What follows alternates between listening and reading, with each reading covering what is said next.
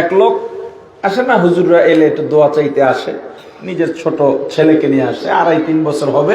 তো ওই লোক যে আসছে, টুপি মাথায় দিতে, চুল বড়, ফাঁক দিয়ে বড় বড় চুল বাইরে এসেছে, দেখা যায় এদিকে চুল লাল, এদিকে লাল। একটা ট্রেন্ড ছিল এই রিসেন্ট কয়েক বছর আগে, চুল লাল বানাইতো, মানে মাঝখান থেকে এরকম, এখন একটু কমছে। তো ওনার চুল লাল, ওনার পিচ্ছি ছেলে তার চুল মাঝখানে লাল। আমি বললাম 3/4 প্যান্ট পরানো। এই যে বুড়া হইলে এরপরে হুজুরদের কাছে গিয়ে কাঁদেন, হুজুর একটু অনুরোধ, জুমা একটু মা বাবার খেদমত নিয়ে আলোচনা করেন, আমার ছেলেটাকে একটু মাঝে মাঝে বুঝাইয়েন। কোন ঠেকায় পড়ছে হুজুর যে আপনার ছেলেকে হুজুর বুঝাবে? হুজুর কি জন্ম দিছে আপনার ছেলেকে? কেন বুঝাবে? আপনি দায়িত্ব পালন করেন না, এখন ভোগেন আপনি। আপনার উপরে সন্তানের দায়িত্ব পালন ওয়াজিব ছিল, না দায়িত্ব। আপনার সন্তান আপনার কাছে আমানত, আপনি সেই সন্তানকে দিন শিখান নাই, এখন আসছেন হুজুরকে দিয়ে বুঝাইতে। আপনার সন্তানের উপরে আপনার দায়িত্ব পালন করেন।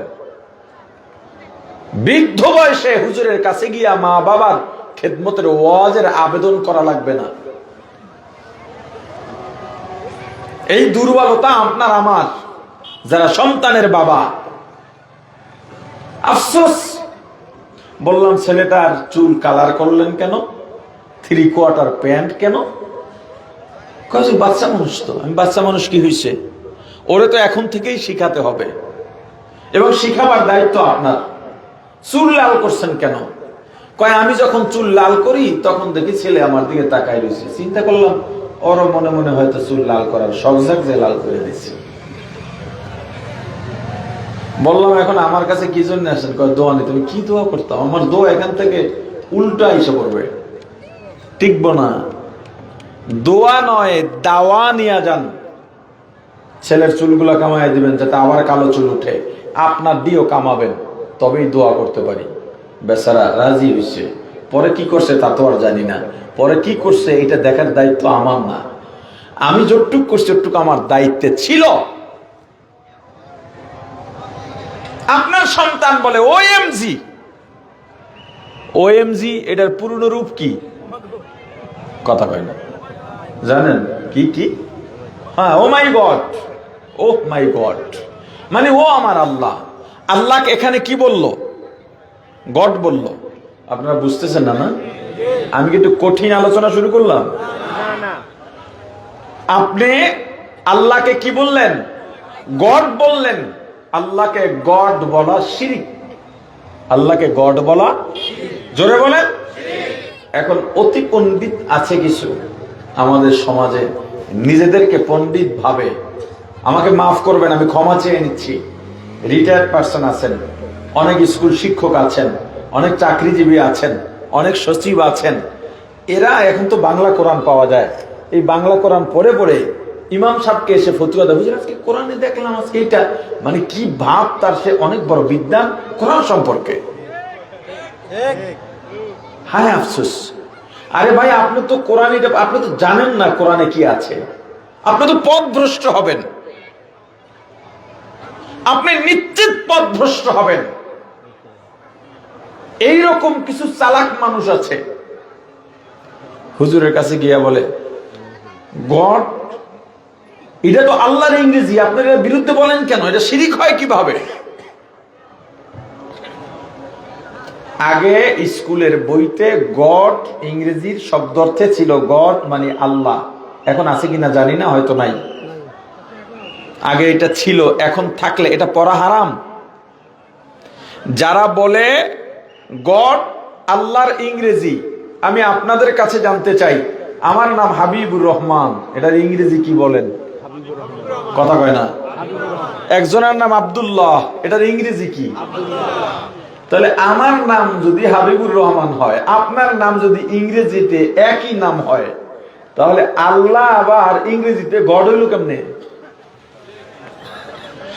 আল্লাহ আল্লাহ, যেখানে আল্লাহ নিজে তার অনেকগুলো নাম দিয়েছেন, তোমার সেই নাম ডাকতে ভালো লাগে না।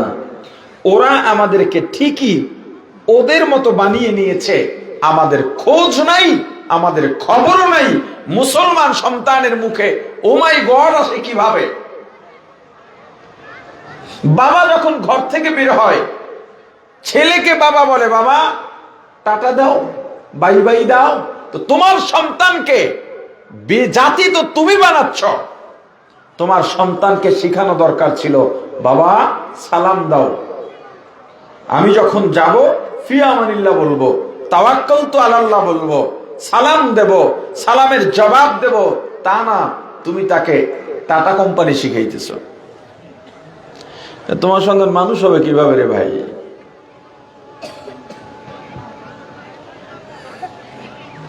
আল্লাহর কুদরত দেখলে, আশ্চর্যজনক ব্যাপার দেখলে, মুসলমানের সংস্কৃতি আলহামদুলিল্লাহ সুবহানাল্লাহ বলা, একবার যদি সুবহানাল্লাহ বলা হয়, জান্নাতের মধ্যে একটা ফলের বাগান আল্লাহ বরাদ্দ করে দেন। ওই বাগানের একটা ফল গাছের আয়তন হবে পুরো বাংলাদেশ। ফলগুলো কেমন হবে? একই গাছের মধ্যে বিভিন্ন ধরনের ফল থোকায় থোকায় ঝুলতে থাকবে। জান্নাতি একবার যদি মুখের মধ্যে দেয়, সারা পৃথিবীর সব স্বাদ এক জায়গায় করলে জান্নাতের ফলের স্বাদের ধারে কাছেও যেতে পারবে না। একই ফলের মধ্যে কমপক্ষে 40 প্রকারের মজা আর স্বাদ থাকবে,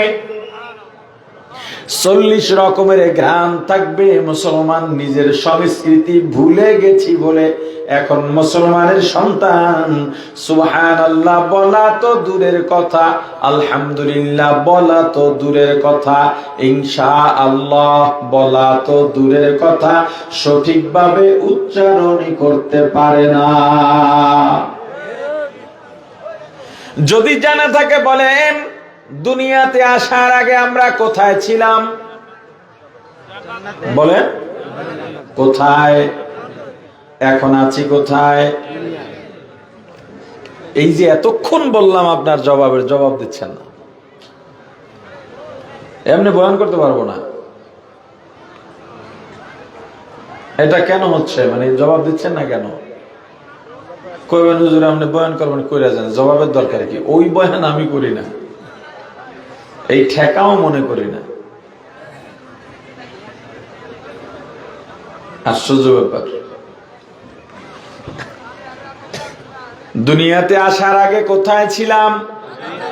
এখন আছি কোথায়? আবার যাব কোথায়?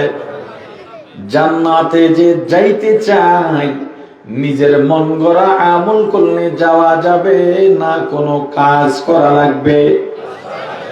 আল্লাহ বলেন, 2টা গুণ যাদের মধ্যে থাকবে, 2টা গুণ যদি অর্জন করতে পারো, আমি আল্লাহ ঘোষণা করে দিলাম, ফাইনাল জান্নাতা হিয়াল মাওয়া। আমি আল্লাহ ঘোষণা করলাম, তাদের জন্য জান্নাত হলো ঠিকানা। কয়টা গুণ লাগবে? আর জোরে বলেন। 1 নাম্বার গুণ, আম্মা মান খাফা মাকাম রাব্বি। আল্লাহর সামনে কাঠগড়ায় দাঁড়ায়া আল্লাহকে কিভাবে হিসাব দেব, এই ভয় অন্তরে আল্লাহর সামনে উপস্থিত হওয়াকে ভয় করা, ওই ভয় থেকে গুনাহ না করা। আমার জীবনে আমি কি করলাম, সম্পদ কিভাবে আয় করলাম, কোথায় ব্যয় করলাম, যৌবন কোথায় খরচ করলাম, শিক্ষা কোথায় ব্যয় করলাম, মেধা কোন কাজে খাটাইলাম, এই জবাব আমি আল্লাহর কাছে কিভাবে দেব? এই ভয় থেকে যারা গুনাহ করে না, আল্লাহ বলেন ফাইনাল জান্নাতা হিয়াল মাওয়া। আর একটা আল্লাহর উপস্থিতির ভয়। দুনিয়ার সব জায়গায় আল্লাহ আছেন না নাই? জোরে বলেন। আল্লাহ পয়গম্বরকে ডেকে বলেন, রাসূল আমার, হাবিব আমার অবস্থান সম্পর্কে দুনিয়ার কেউ যদি জানতে চায়, আপনি বলেন ফাইন্নী করিব, আমি আল্লাহ অতি নিকটে। আল্লাহ কাছে না দূরে? আওয়াজ দিয়া বলেন। আল্লাহ কতটা কাছে, তার জবাবও আল্লাহ দিয়া বলেন, নাহনু আকরাবু ইলাইহি মিন হাবলিল ওয়ারিদ।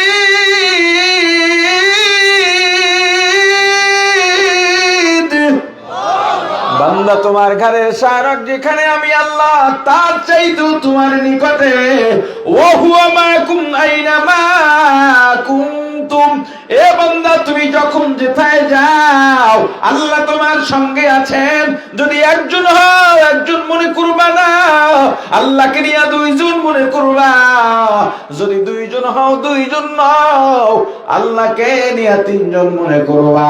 মোট কথা যতজন হইবা আল্লাহকে নিয়ে একজন বেশি মনে করবা।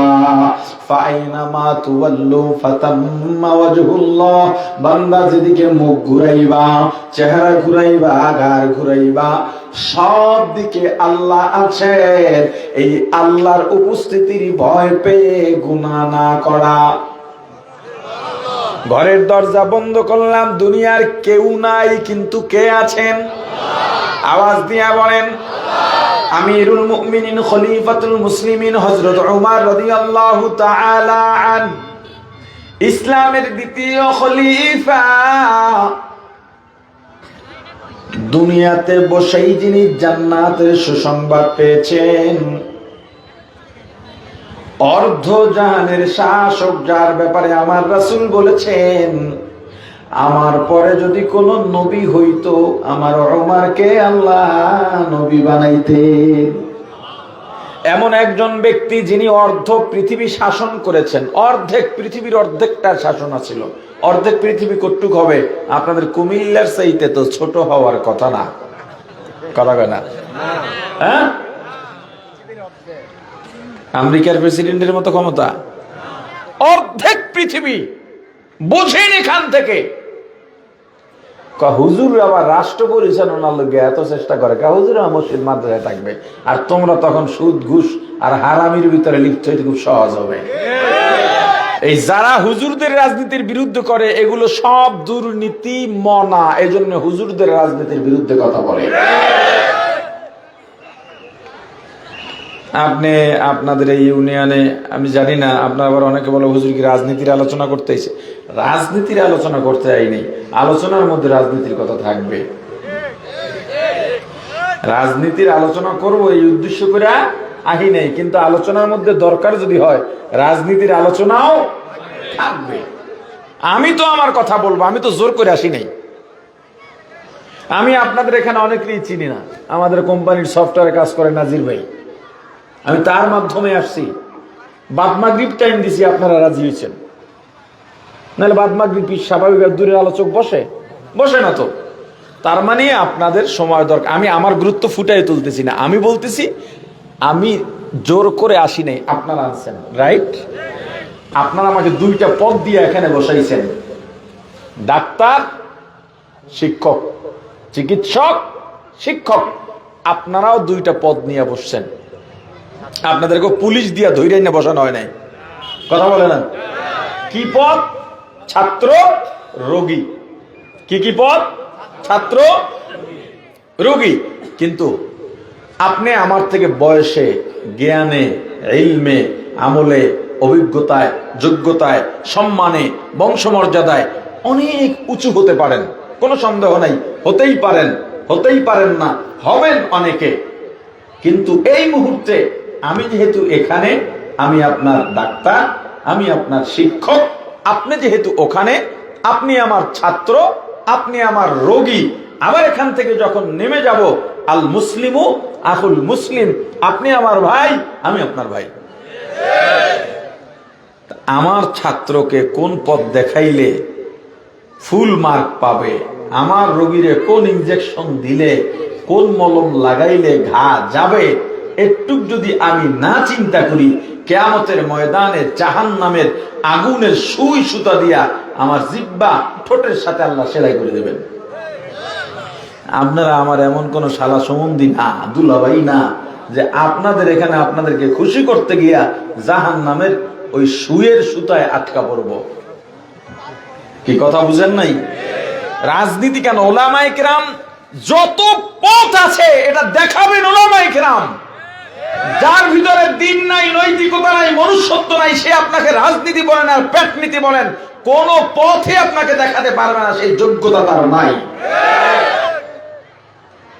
আপনাদের উচিত এই ইউনিয়নের সবচেয়ে ভালো যে হুজুরটা আছে, সক্ষম, কিছু আছেন নিরীহ হুজুর, ইবাদত করেন, মানুষের সাথে ভালো ব্যবহার ঠিক আছে, কিন্তু নিরীহ, সক্ষম না, তাদেরকে না, সক্ষম। আজানের সময় টিভি চলে, প্রথম দিন অর্নিং, দ্বিতীয় দিন ভেঙে লাইব, এমন সক্ষম হুজুর লাগবে। কথা কয় না?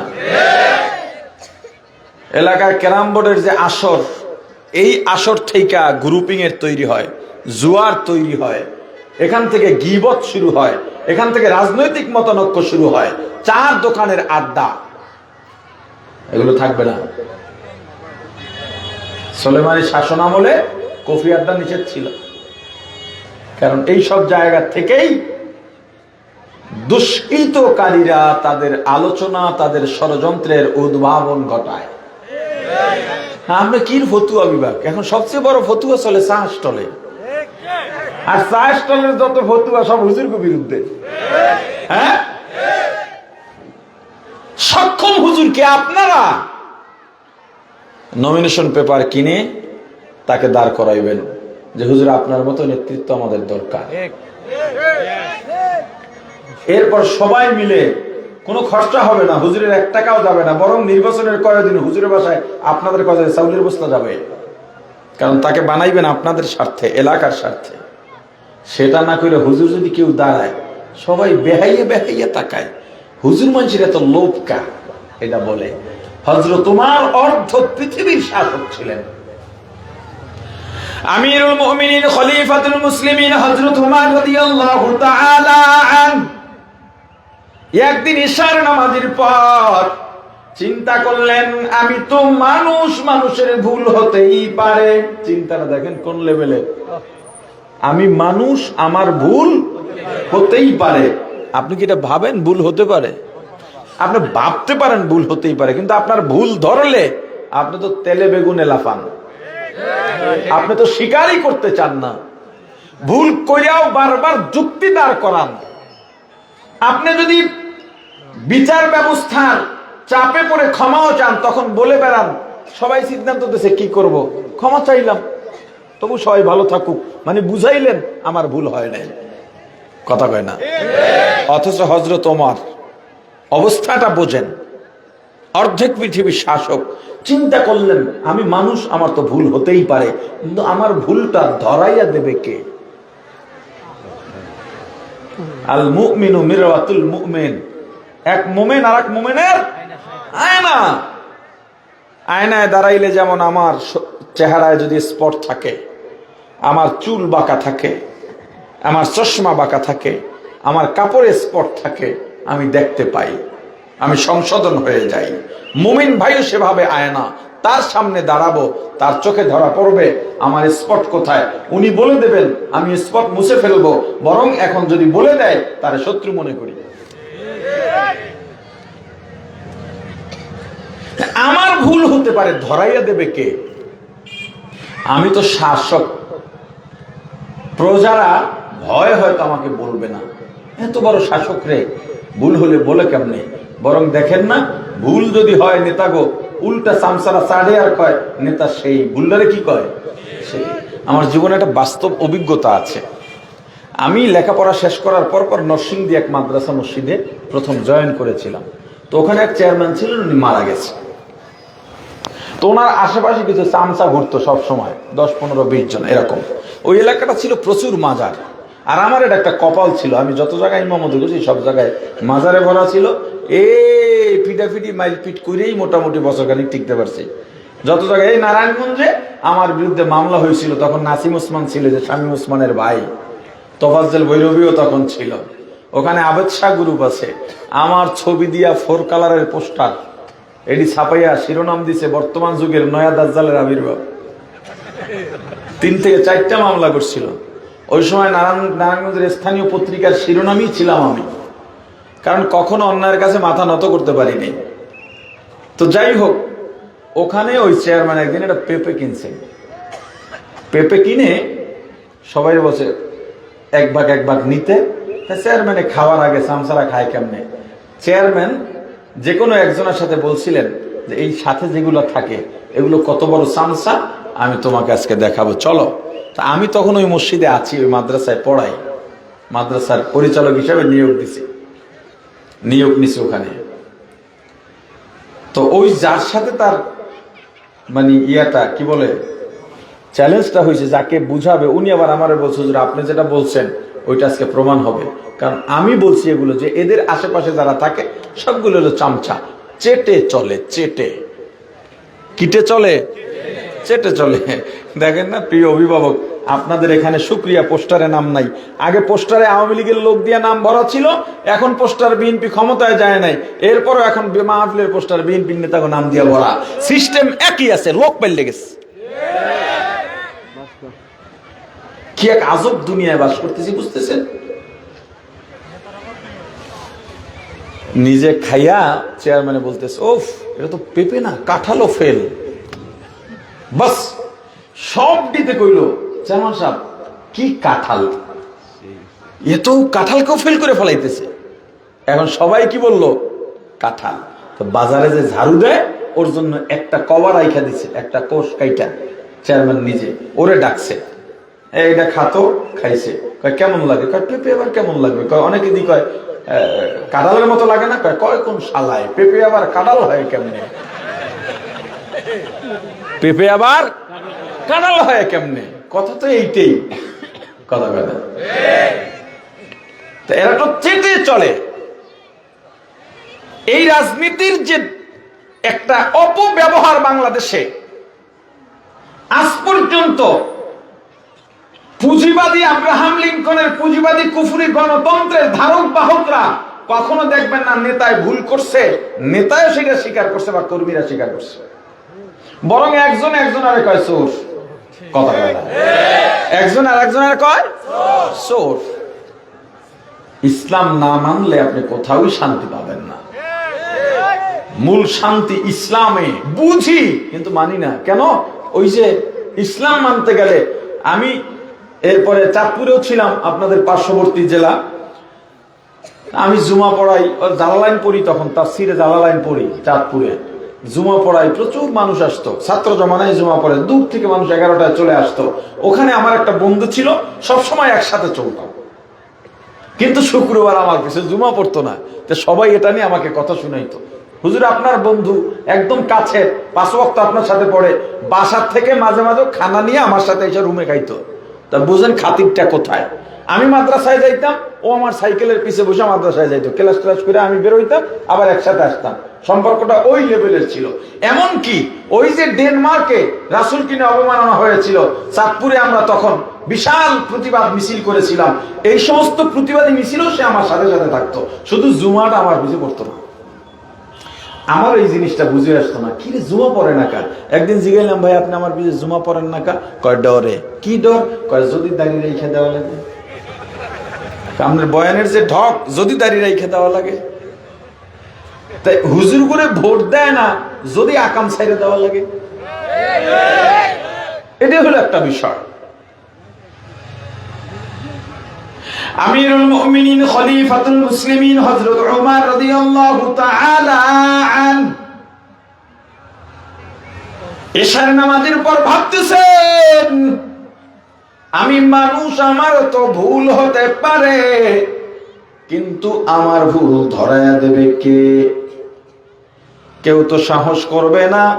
অতএব ছদ্মবেশ ধারণ করলেন, মানুষের ঘরের পাশে পাশে যাবেন আর কান পাতবেন। আমার বদনাম কেউ বলে কিনা, সমালোচনা করে কিনা, যদি সমালোচনা করে আর এটা যদি সত্য হয়, আমি সংশোধন হয়ে যাব। অর্ধজাহানের শাসক, জান্নাতের সুসংবাদ প্রাপ্ত সাহাবী, যার কবর আমার রাসূলের রওজার সাথে।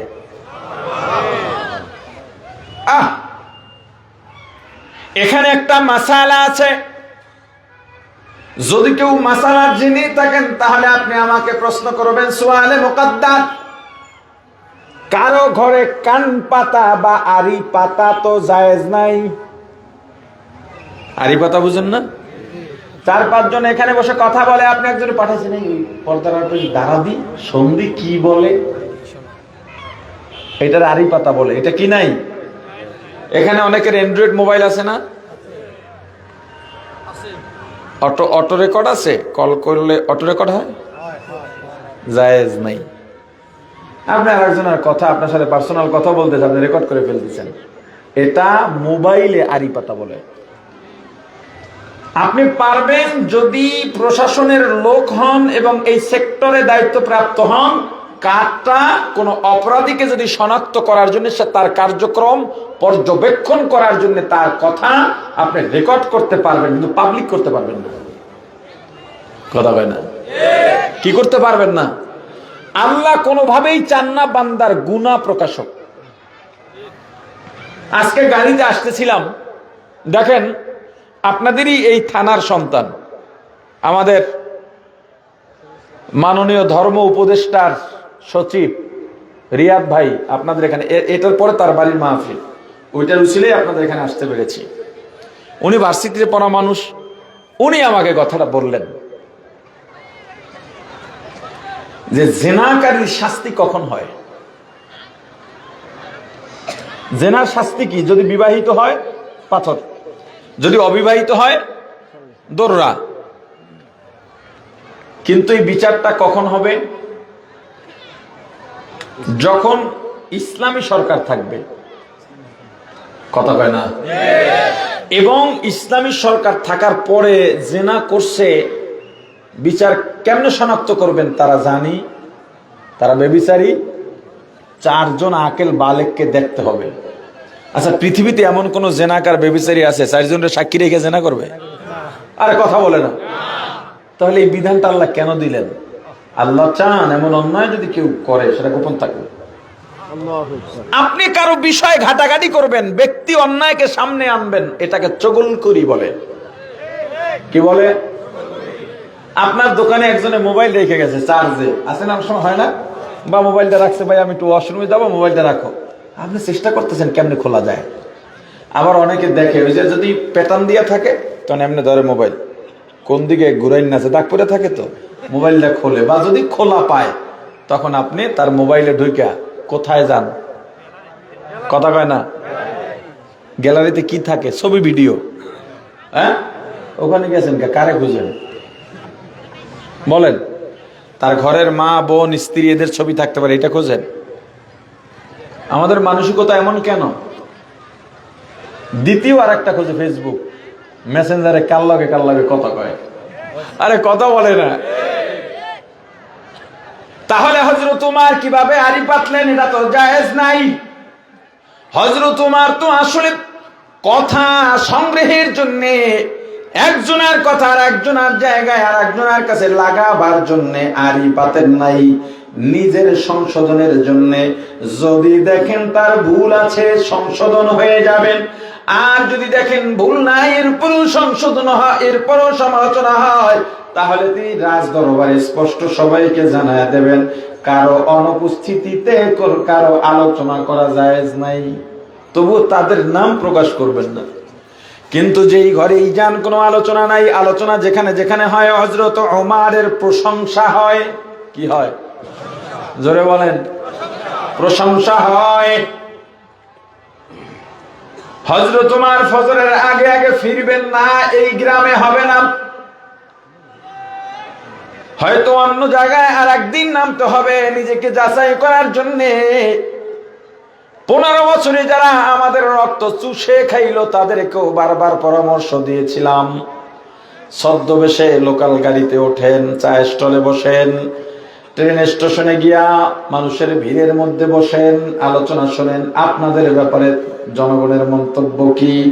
যদি ভালো না হয় আপনারা সংশোধন হয়ে যান, ভালো হলে শুকরিয়া আদায় করেন। যদি তারা এটা শুনতো গোষ্ঠী সুদ্ধা পালান লাগতো না। পৃথিবীর ইতিহাসে বহু স্বৈরাচারের পতন হয়েছে, কিন্তু স্বৈরাচারের পতনের সাথে সাথে তাদের যত সহযোগী আছে, প্রশাসনের এমনকি প্রশাসন সহযোগী, তাদের মিডিয়া সহযোগী, তাদের অঙ্গ সংগঠন নেতা কর্মী, সব সংসদ সদস্য মন্ত্রী একসঙ্গে পালিয়েছে। এটা পৃথিবীর ইতিহাসে বাংলাদেশে এটাই প্রথম। কি শিক্ষা পাইছেন এখান থেকে বলেন তো? কি শিক্ষা পাইছেন এখান থেকে? শিক্ষা এটাই, যারা জুলুম করবে তাদের স্থায়িত্ব নাই। এমনও জীবন করিও গঠন, মরিলে হাসিবে তুমি কাঁদিবে ভুবন। এমনও জীবন করিও না গঠন, মরিলে কাঁদিবে তুমি হাসিবে ভুবন। এমন একটা জীবন গড়েও না, তোমার পেছনে মানুষ আল্লাহর দরবারে দোয়া করে, আল্লাহ এই জানোয়ার থেকে, জালিম থেকে আমাদের বাঁচাও। বরং এমন একটা জীবন গড়াও, তুমি মারা যাওয়ার খবর পাইলে এলাকার ঘরে ঘরে কান্না শুরু হয়ে যায়, তোমার জন্য দোয়া চাই। তুমি কি দেখো নাই বাংলাদেশে কত আলেম মারা যাওয়ার পর বাংলাদেশের ঘরে ঘরে দোয়া হয়েছে, মসজিদে মসজিদে দোয়া হয়েছে, তেলাওয়াত হয়েছে, দরুদ হয়েছে। মুসলমান মারা গেলে আমরা কি বলি? আলহামদুলিল্লাহ করে বলে। চিন্তা করেন, মুসলমান মারা গেলে আমরা কি বলি? জোরে বলেন, ইন্না লিল্লাহি ওয়া ইন্না ইলাইহি রাজিউন। কিন্তু দেওয়ানবাগী মারা যাওয়ার পর কি বলছি? কেমন জীবন গড়াইলা? তুমিও মারা যাওয়ার পর পোলাপান ফেসবুকে লেখে আর একটা উইকেটের বোতল। এমন জীবন গড়াও না, ক্ষমতা চলে গেলে, টাকা পয়সা চলে গেলে, সম্মান প্রভাব চলে গেলে পালিয়ে বেড়াতে হয়। বরং এমন একটা জীবন গড়াও, ক্ষমতা চলে গেলেও তোমার অবস্থান স্বমহিমায় থেকে যায়। প্রাণের ভাই আমার, হযরত উমর রওনা দিয়েছেন ফজরের আগে আগে। হঠাৎ শেষ বেলা একটা কুড়ে ঘর, মা আর মেয়ের কথোপকথন চলতেছে। কথার মধ্যে ওমর শব্দ শোনা গেছে। হযরত ওমর দাঁড়িয়ে গেলেন। ওমর শোনা যায় দেখি আমাকে নিয়ে কি আলোচনা করে। মা তার মেয়েকে জিজ্ঞেস করতেছে, ছাগলের দুধ কি দহন করছো? বকরির দুধ কি দহন করছো? মেয়ে বলে, দহন করছি, কিন্তু একটা দুঃসংবাদ আছে, অন্যান্য দিনের থেকে আজকের দুধ কম হয়েছে। মা বলেন, সর্বনাশ, তাহলে আমাদের নিয়মিত কাস্টমার যে কয়েকজন আছে, একজন কাস্টমারকে আমরা দুধ দিতে পারবো না, বিদায় হয়ে যাবে, অন্য জায়গার কাস্টমার হয়ে যাবে। মেয়ে ডাক দিয়া বলে, মা তাহলে কি করা যায়? মেয়ের মা জবাব দিয়া বলে, টেনশন নাই, আজকে দুধে একটু পানি মেরে দাও। কি মেরে দেবে? কথা বলে না। দুধের মধ্যে পানি মারা লোক আপনাদের এই নাঙ্গলকোট এলাকায়, এলাকার নাম কি, খার ঘর এলাকায় নাই?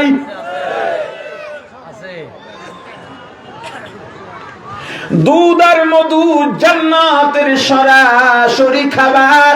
এই জান্নাতি খাবারে যারা ভেজাল লাগায়, এদের মতো অমানুষ সমাজে দ্বিতীয়টা হইতে পারে না। আপনি তো মধু পাগল মানুষ, আপনার বাড়ির সামনে দিয়া মধুওয়ালা মধু নিয়ে যায়, আর ডাক দিছে মধুওয়ালা, আপনি দৌড়ে নামলেন, দেখলেন বালতির মধ্যে মধু আছে, কিছু মৌচাকও আছে, মৌমাছিও আছে, উঠতেছে। ডাক দিলেন, ভাই মধু কোথায়? কয়, আমি নিজে গিয়া সুন্দরবন থেকে মধু আনছি। কয়, বিশ্বাস করবো কেমনে?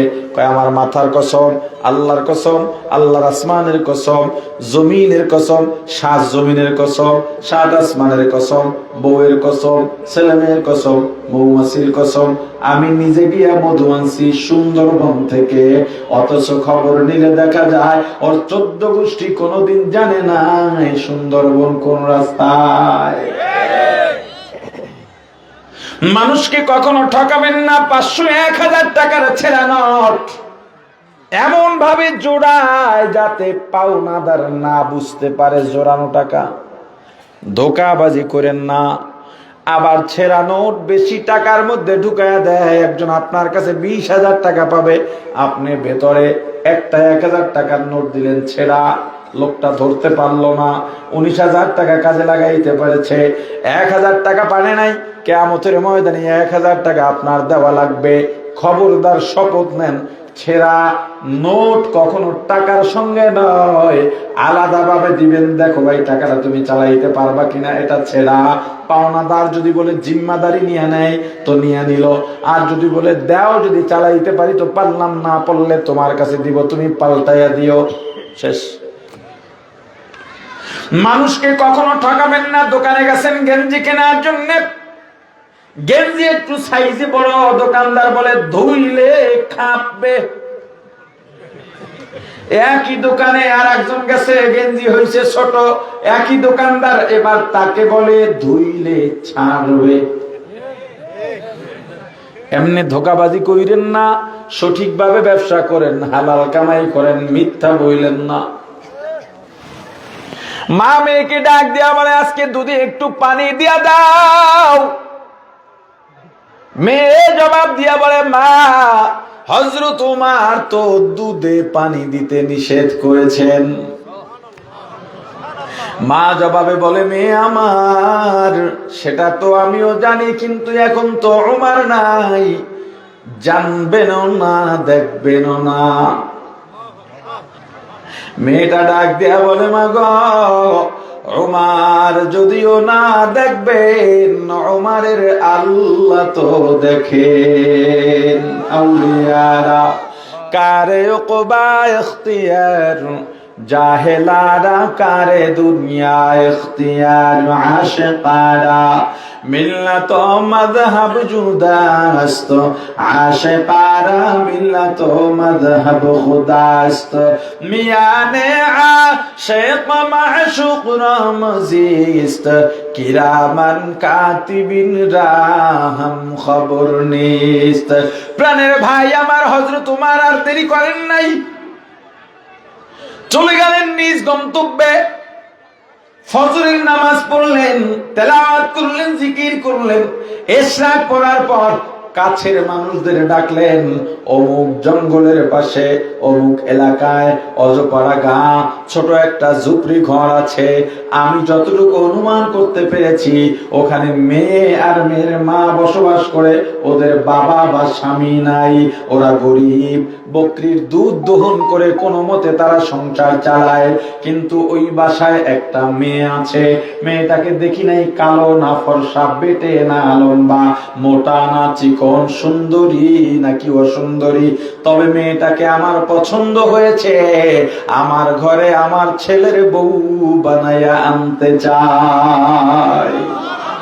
हकीकत से तो दुनिया बेखबर है, दुनिया की नुमाइश पर नजर है। नबी गोयाम के आज दुनिया जुदाबाश, बगर कारे के बाशिबा खुदा बाश। सिस्ते दुनिया आजू खुदा गाफिल बुदन, नए कमाशों नुक़रा गोफर जिंदोजान। दुनिया में हो दुनिया का तलबगार नहीं हो, दुनिया में हो दुनिया का तलबगार नहीं हो। बाजार से गुजर हो खरीददार नहीं हो, बाजार से गुजर हो खरीददार नहीं हो। जागा जी लगाने के दुनिया नहीं है, जागा जी लगाने की दुनिया नहीं है। ये इबरत की जाहे तमाशा नहीं है, ये इबरत की जाहे तमाशा नहीं है। हजरत उमर अर्ध জাহানের শাসক, কুড়ে ঘরের গরিব এক মেয়ে, যাকে দেখিনো নাই সুন্দরী নাকি কালো, বেটে না লম্বা, বংশমর্যাদা কেমন, সম্পদ আছে না নাই, নিজের সন্তানের বউ বানাইতে চাইলেন, কারণ কি? আবেদা জাহেদা সলিহা। যুবক তুমি বিয়ে করবা যারা কইরা ফেলাইছো, কাম তো সারা, তোমার ঘর এখন জান্নাত না জাহান্নাম তুমি জানো। যদি তোমার ঘর জাহান্নাম হয়ে থাকে তোমার হাতের কামাই, যুবক, তুমি যখন বিয়ে করবা তোমার কাজ কি, অনেক দায়িত্ব আছে, ওগুলো বলবো না।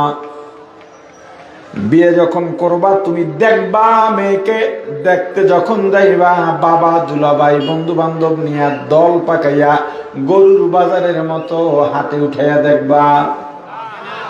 তো কে দেখবে? পুরুষদের মাঝে শুধুমাত্র ছেলে, ছেলের বাপেও না। দুলাভাই সারা দেখবো না, তাই না? বইনের একটা সতী নেই না দে, সমস্যা কি? তুমি একা দেখবা, আর কেউ না। মহিলাদের মধ্য থেকে যদি দেখতে চায়, একাধিক মহিলা দেখতে পারে। দেখবা, দেখার পরে গুণ কি কি যাচাই করবা। 1 নম্বরে দেখবা পর্দানসীন কিনা, মেয়েটার গলার সাউন্ড কোন পরপুরুষ পাইছে কিনা। খবর নিয়ে যদি দেখো দিনদার, পরপুরুষও তার গলার আওয়াজ পায় নাই, এই মেয়েকে প্রাধান্য দাও। টাকা না থাকলেও সমস্যা নাই, সম্পদ না থাকলেও সমস্যা নাই, ক্ষমতা না থাকলেও সমস্যা নাই, সুন্দরী না হলেও সমস্যা নাই, ঘরটা জান্নাতের বাগান হবে। সুন্দরী আছে, টাকা আছে, ক্ষমতা আছে, দিন নাই, কিছুই নাই। টাকা দিয়া শান্তি কিনা যায় না, বুঝবি না রে যুবক। ঘরের শান্তি দুনিয়ায় বসবাসের জন্য অনেক বড় দরকার। এজন্য দিনদার লাগবেই। দিনদার পাইছো, এরপরে যদি সুন্দরী হয় আলহামদুলিল্লাহ, টাকাওয়ালা হলে সুম্মা আলহামদুলিল্লাহ। কিন্তু কিচ্ছু নাই, দিনদারি আছে, মনে করবা দুনিয়ার সবচেয়ে বড় সম্পদ। দিনদারি নাই, সব আছে, কিছুই নাই। হিসাব সোজা। দিনদার দেখো, বড় লোক দেখো না। হযরত ওমর ছেলের বউ বানায় নিলেন, ঘর থেকে বের হচ্ছেন, পুত্রবধূ ঘরের কাছে দরজায় এসে দাঁড়ায় রইছেন। মুরব্বী যখন ঘর থেকে বের হয়, শ্বশুর যখন ঘর থেকে বের হবেন, স্বামী যখন ঘর থেকে বের হবেন, হে মহিলারা, বের হওয়ার সঙ্গে সঙ্গে দরজাটা লাগায় দেবা না, এটা তাকে অপমান করা। চোখের সীমার বাইরে যখন চলে যাবে তখন দরজা লাগাবা। শুনছি অনেক মহিলারা, বউ স্বামী বেরোইছে, তর্ক, বেরোয় যেতেছে, বের হওয়ার আগে দাম করে দরজা লাগাই দিছে। শুধু একটুক আচরণ তোমাকে জাহান্নামে নেওয়ার জন্য যথেষ্ট। এটা করবা না। হযরত ওমর পুত্রবধূকে ডেকে বললেন, মা, তোমার প্রতি আমার একটা আবদার আছে। বলে, আব্বা বলেন। ও মা, আমি যখন ঘর থেকে বের হয়ে যাব, তুমি আমাকে শুনিয়ে শুনিয়ে একটা কথা বলবা। ওমর যদিও না দেখেন, ওমরের আল্লাহ তো দেখেন। আল্লাহর উপস্থিতির ভয় পাইয়া গুনাহ না করা, চোর চুরি করার জন্য রওনা হয়। অন্ধকার রাত, কেউ নাই, কেউ দেখে না, চুরির মাল সামনে আছে, চুরি করে বিক্রি করে টাকা হজম করবে, কেউ বলতেও পারবে না। এমন সুযোগের সময় হঠাৎ করে চোর যদি চিন্তা করে, কেউ যদিও না দেখে, ওমরের আল্লাহ তো দেখে, এই চিন্তা করে চোর যদি চুরি না করে ফিরে যায়, আল্লাহ বলেন, ওরে চোর, একটু আগে ছিলি চোর, ফেরেশতারা চুরির গুনাহ লেখার জন্য প্রস্তুত ছিল। আমি আল্লাহর উপস্থিতির ভয় পাইয়া চুরি করলি না, এই একটু আমলের জন্য একটু আগে ছিলি চোর, এখন হয়ে গেলি মুত্তাকি। আমি আল্লাহ ঘোষণা করে দিলাম, ফাইনাল জান্নাতা হিয়াল মাওয়া, তোর ঠিকানা হলো জান্নাত। পাহাড়ের অন্ধকার, ঘরের দরজা বন্ধ, কেউ নাই, কেউ দেখে না, টেবিলের নিচ দিয়া লেনদেন করো, কেউ দেখে না, কিন্তু কে দেখেন? তুমি যদি আল্লাহর উপস্থিতির ভয় অন্তরে লালন করে গুনাহ থেকে ফিরে থাকতে পারো, আল্লাহ বলেন, ফাইনাল জান্নাতা হিয়াল মাওয়া। 2 নম্বর গুণ, নাহান নাফসা আনিল হাওয়া, মনের খাহেসাতের বিরুদ্ধে কাজ করা। মনের বিরুদ্ধে কাজ করা নয়, মন তো নামাজও পড়তে চায়, মনের বিরুদ্ধে গেলে তাহলে তো নামাজও বাদ দেওয়া লাগে। এখানে আল্লাহ স্পষ্ট বলেছেন হাওয়া খাহেশ গুনার ক্ষেত্রে ব্যবহার হয়। মন চায় মিথ্যা বলতে বলবো না, খাহেশের বিরুদ্ধে কাজ করা। মন চায় গান শুনতে শুনবো না, মন চায় সিনেমা দেখতে দেখবো না, মন চায় হারাম খাইতে খাবো না, এক কথায় মন চায় গুনাহ করতে করবো না। আল্লাহ বলেন ফাইনাল জান্নাতা হিয়াল মাওয়া, হে পরহেজগার তোর জন্য জান্নাত হলো ঠিকানা। যেই জান্নাত থেকে এলাম ওই জান্নাতে যদি যাইতে চাই কয়টা গুণ লাগবে? এক নম্বর আম্মা মান খাফা মাকাম রাব্বিহ, দুই নম্বর নাহান নাফসা আনিল হাওয়া। যদি সংক্ষেপে বলি, এক নম্বরে মুত্তাকি হওয়া লাগবে, দুই নম্বরে পরহেজগার হওয়া লাগবে। আল্লাহ এই দুইটা গুণ আমাদেরকে অর্জন করার তৌফিক দান